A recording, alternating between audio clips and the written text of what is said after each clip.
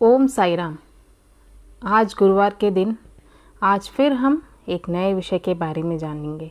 आशा करती हूँ कि बाबा के आशीर्वाद से आप सभी खुश होंगे। बाबा हमेशा हमें कष्ट देते हैं, लेकिन उन कष्टों के बयार से वे स्वयं ही हमें निकालते हैं। जब भी हम उन कष्टों से बाहर आते हैं, सर्वप्रथम हमें बहुत खुशी होती है और हम अपने इष्ट देव को धन्यवाद देते हैं। आज हम जिस विषय पर चर्चा करने वाले हैं वह विषय औरतों व महिलाओं के लिए अति उपयोगी है।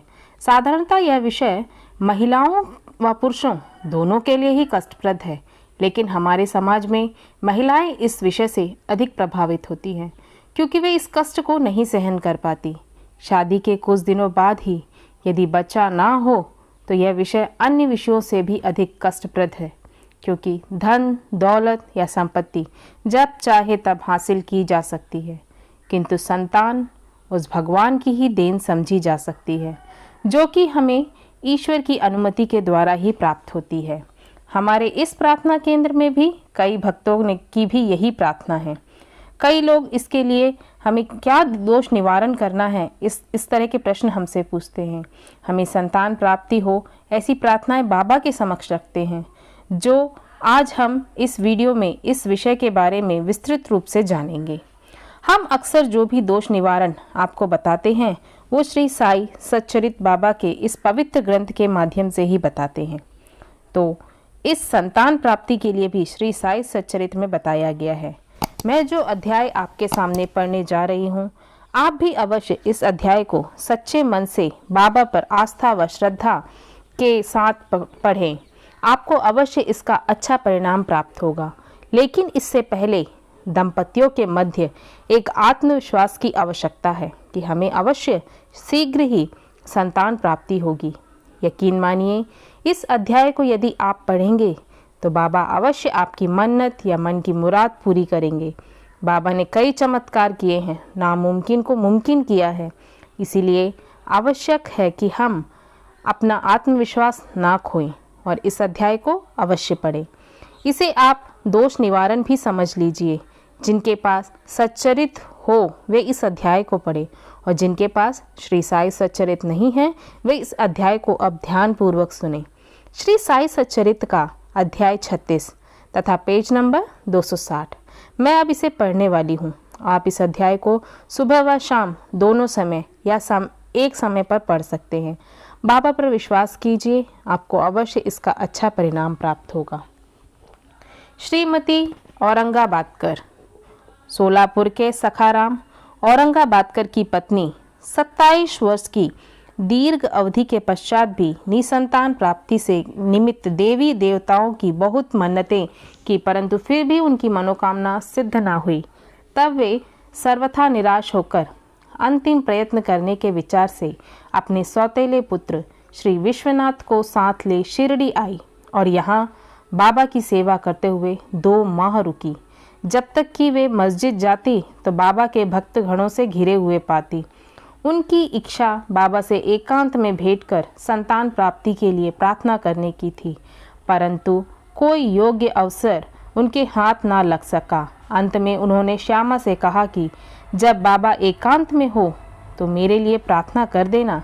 श्यामा ने कहा कि बाबा का तो खुला दरबार है, फिर भी यदि तुम्हारी ऐसी ही इच्छा है तो मैं अवश्य प्रयत्न करूंगा, परंतु यश देना तो ईश्वर के ही हाथ में है। भोजन के समय तुम आंगन में नारियल और अगरबत्ती लेकर बैठना और जब मैं संकेत करूं तो खड़े हो जाना।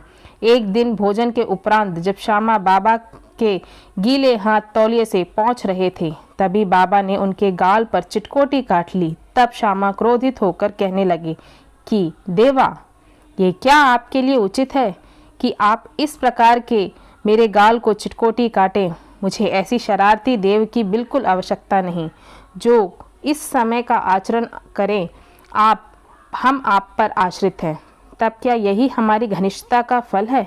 बाबा ने कहा, अरे तुम तो 72 जन्मों से मेरे साथ हो, मैंने अब तक तुम्हारे साथ ऐसा कभी नहीं किया, फिर अब तुम मेरे स्पर्श से बुरा क्यों माने हो?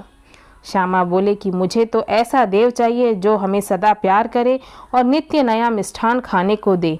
मैं तुमसे किसी प्रकार की इच्छा नहीं रखता और ना मुझे स्वर्ग आदि ही चाहिए। मेरा तो विश्वास सदैव तुम्हारे चरणों में ही जागृत रहे, यही मेरी अभिलाषा है। तब बाबा बोले कि हाँ मुझ मैं इसीलिए यहाँ आया हूँ। मैं सदैव तुम्हारा पालन और उद्धार पोषण करता आया हूँ, इसीलिए मुझे तुमसे अधिक स्नेह है।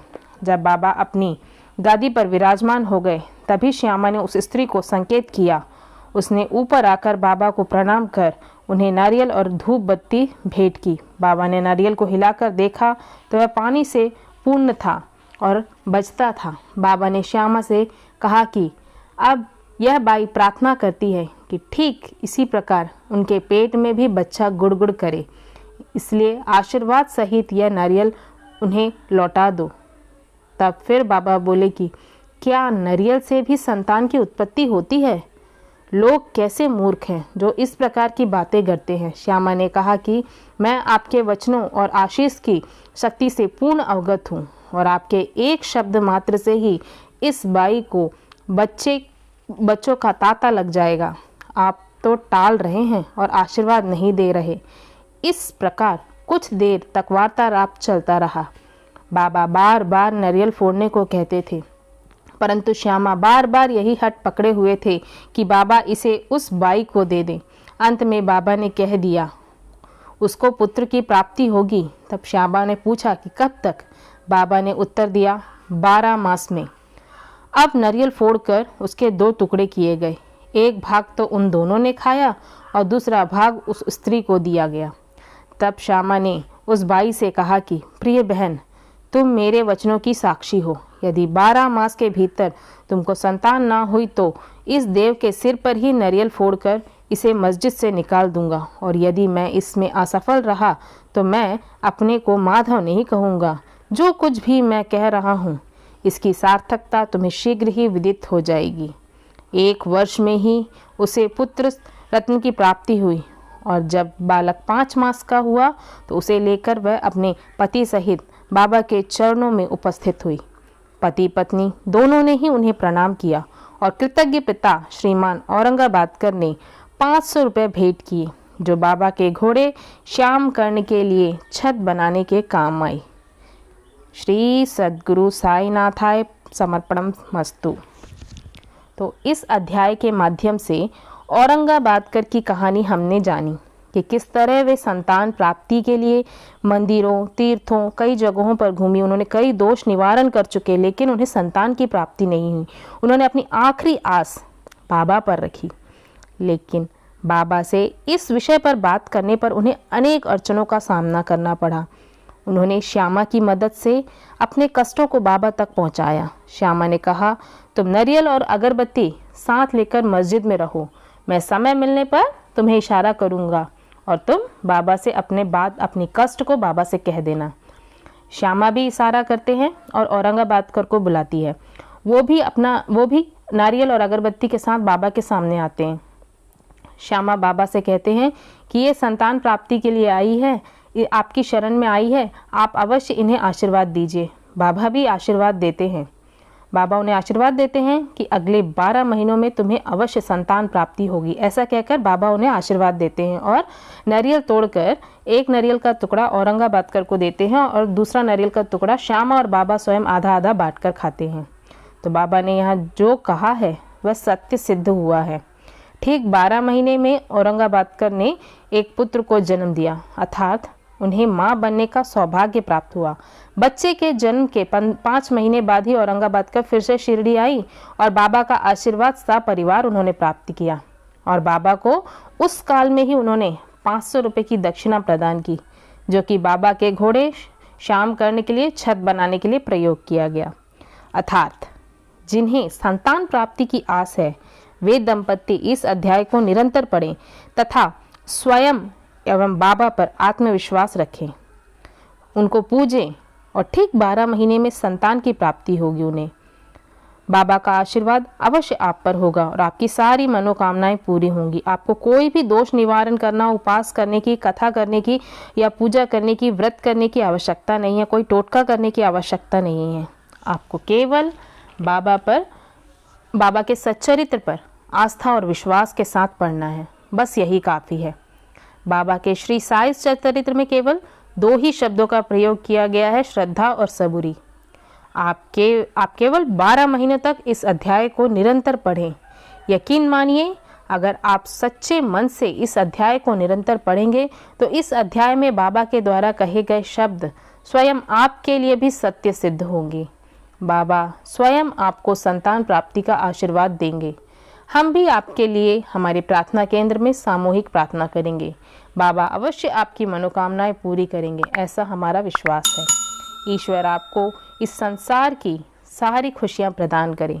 ओम साई राम, ओम साई राम, ओम साई राम।